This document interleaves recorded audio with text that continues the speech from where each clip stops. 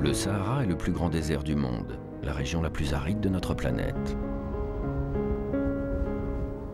Pour y survivre, l'homme a toujours dû adapter son mode de vie à des conditions extrêmes. La recherche de l'eau et le commerce ont fait de lui un nomade.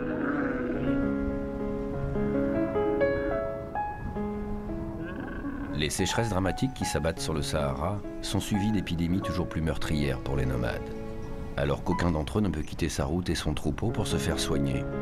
Plus que jamais, leur avenir est menacé, et c'est une culture tout entière qui pourrait disparaître à jamais. Alarmée par cette situation, une femme a décidé de leur venir en aide, et elle a fondé seule un hôpital en plein désert, à la croisée de toutes les grandes routes des nomades. Ils y viennent de très loin pour se faire soigner.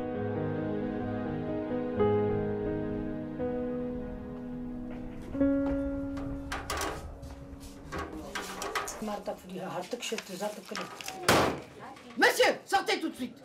Qu'est-ce que c'est que ça? Voulez-vous sortir? Est-ce que ça se fait de consulter deux personnes à la fois? Ça, c'est pas possible.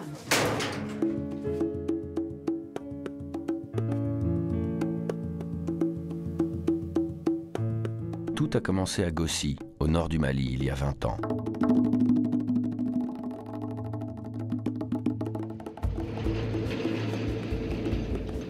La situation était devenue insupportable.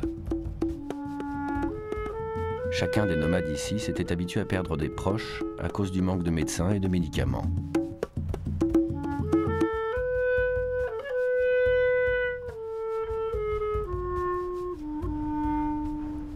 En mars 90, j'étais remonté ici. Dans la semaine, j'ai vu des gens mourir de rien, c'est-à-dire que du paludisme, des pneumopathies, de la toux, des choses de rien du tout, et 14 les mêmes jours, dont un grand frère.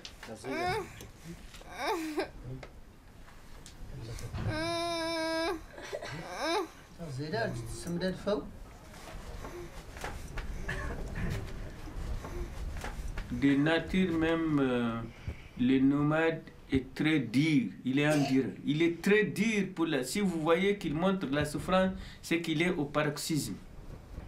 Ça, c'est la nature même. Donc, tu as honte même à ce que ton voisin sache que tu as mal. Donc, tu retiens à cause même de celui qui est à côté de toi.